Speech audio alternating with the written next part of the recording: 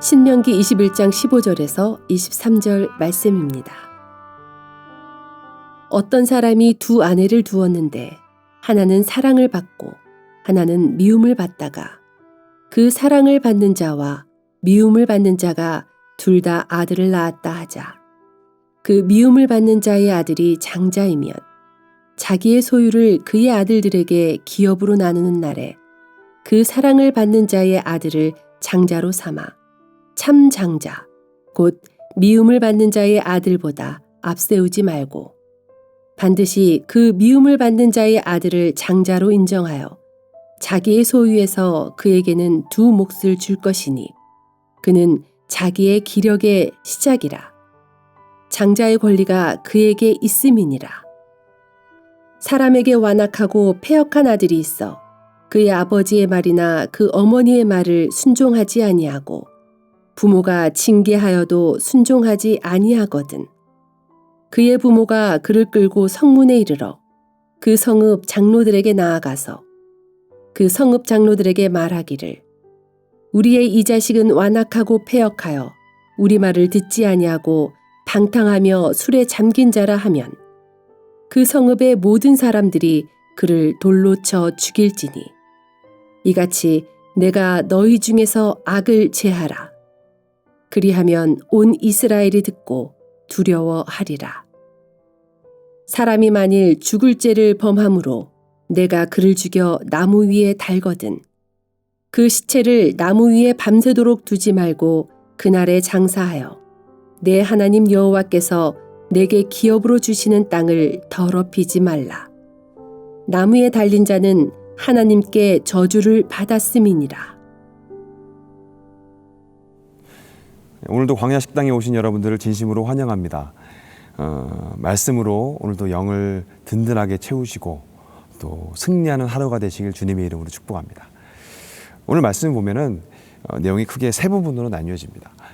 장자권을 상속하는 내용 부분과 또 부모에게 불순종하는 자녀에 대한 내용, 그리고 사람이 죽을 죄를 지었을 때 특별히 나무에 매달게 된다면 어떻게 할 것인가에 대한 내용이 오늘 말씀에서 등장하고 있습니다. 전반부에 장자권을 상속하는 것은 두 아내를 둔 사람의 이야기부터 시작을 하는데요.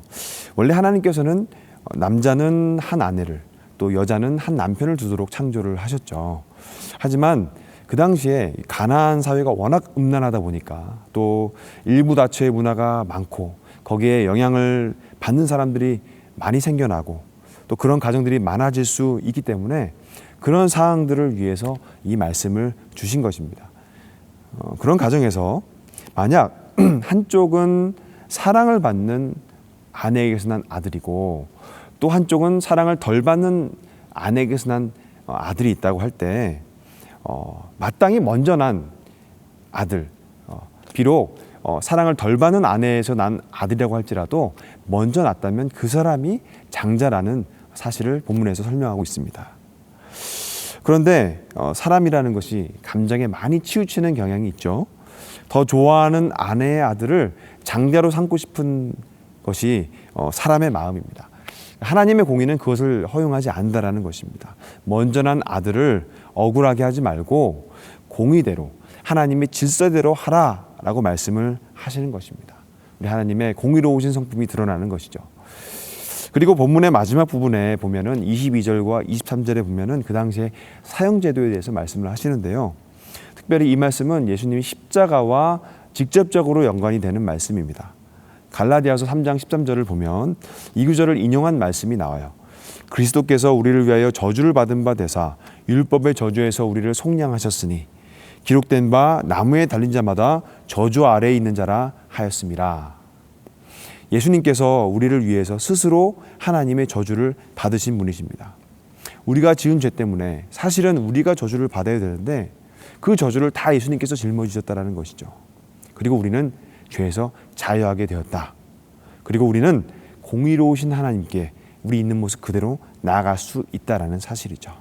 이 사실에 감사하시길 바랍니다. 이 사실에 지금부터 영원까지 우리는 감사하고 찬양해야 할 것입니다. 또 오늘 말씀 그 첫 부분과 마지막 부분에 대해서 말씀을 나눴는데 이 중간 부분 18절에서 21절까지의 말씀을 보면 부모에게 불순종하고 패역한 자녀에게 벌을 내리시는 그런 내용이 등장합니다.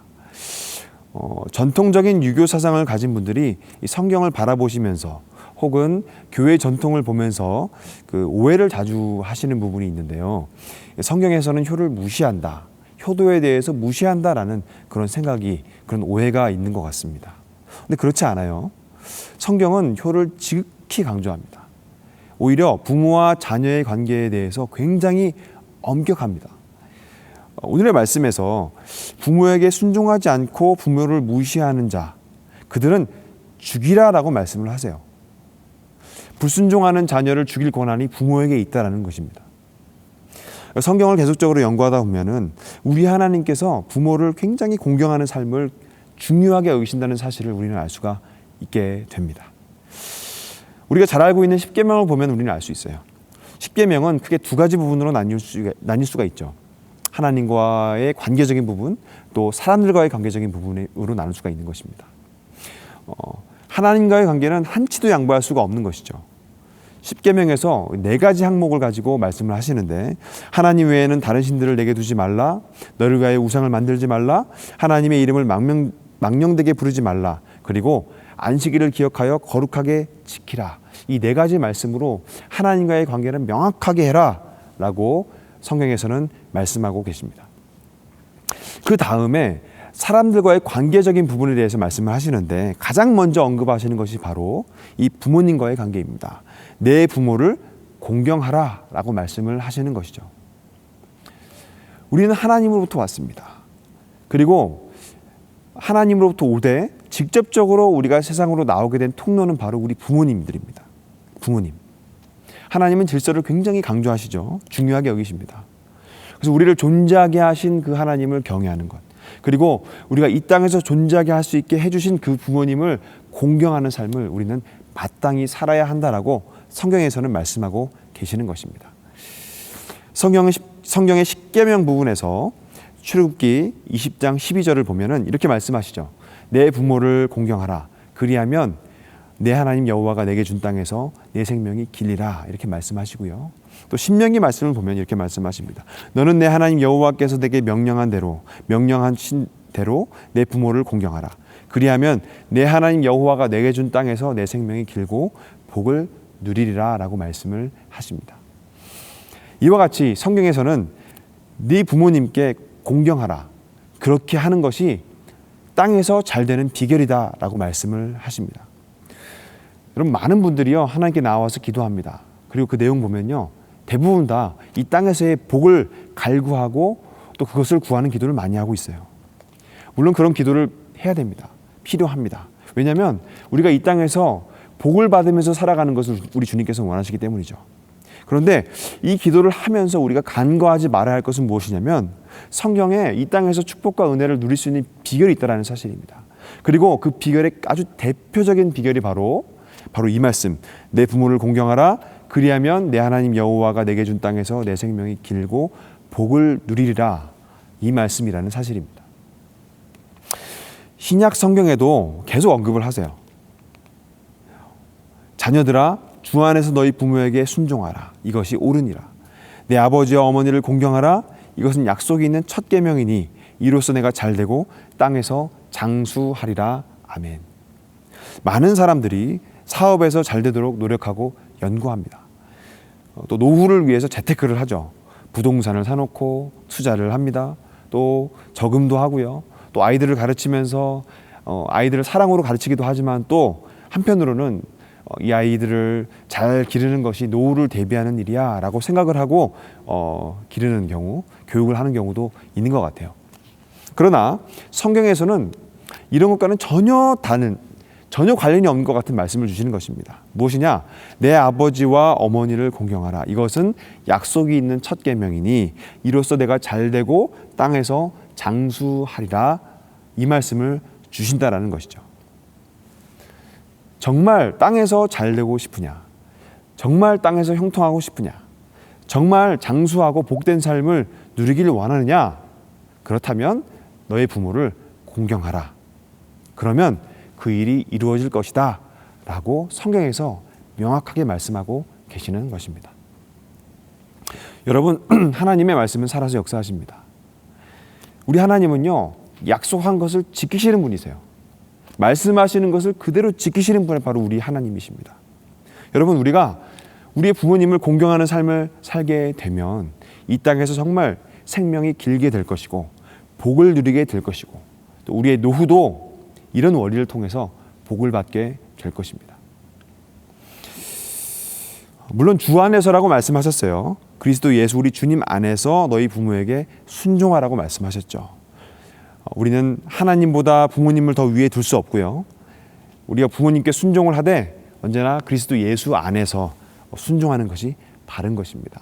혹여나 부모님의 요구와 하나님의 뜻이 상충되거나 반대가 된다면 그때는 하나님의 뜻을 따르는 것이 맞는 것이죠. 하지만 우리 주님 안에서 최대한 순종하고 부모님께 순종하고요. 최대한 부모님을 공경하는 것이 바람직한 태도이며 복을 받는 비결이다라는 사실입니다. 이 사실을 믿으시고 또 그런 삶을 사시길 주님의 이름으로 축복합니다. 여러분, 우리의 자녀도 마찬가지예요.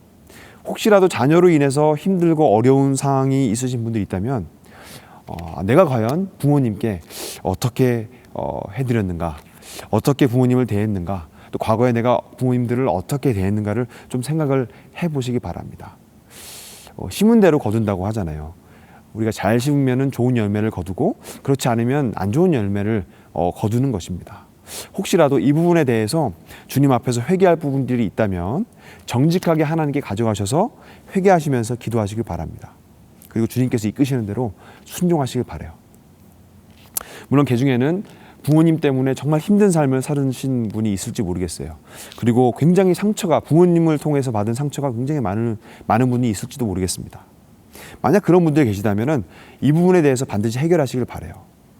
짧은 시간 안에 이것을 다 다룰 수는 없지만 정말 기도하시면서 그 부분에 대해서 주님께 구하신다면, 주님 앞에 가져가신다면 어떤 문제든지 반드시 해결하게 될 줄 믿습니다. 이미 돌아가신 부분에 대해서도, 이미 돌아가신 부모님에 대해서도 마찬가지예요. 기도하시면서 성경적으로 성령님의 인도하심에 따라서 순종하시면서 해결하시길 바랍니다.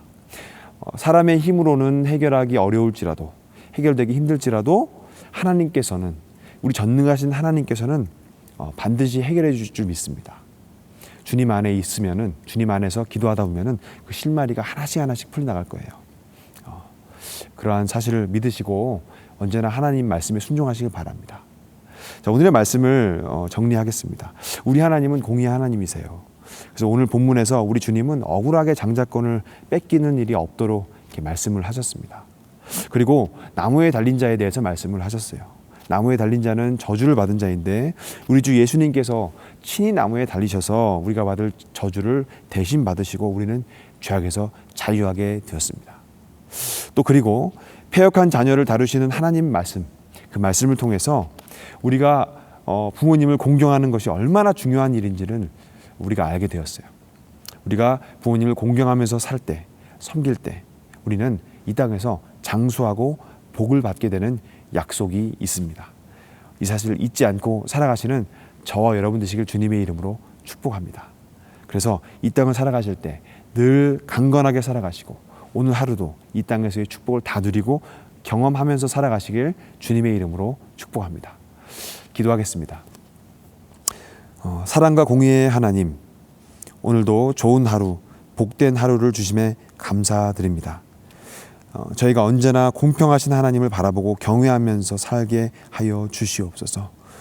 또한 저희도 그런 공평하시고 정의로우신 하나님을 닮게 하시고 배우게 하여 주시옵소서. 또한 주님, 부모님을 공경하며 살아가야 함을 배웠습니다.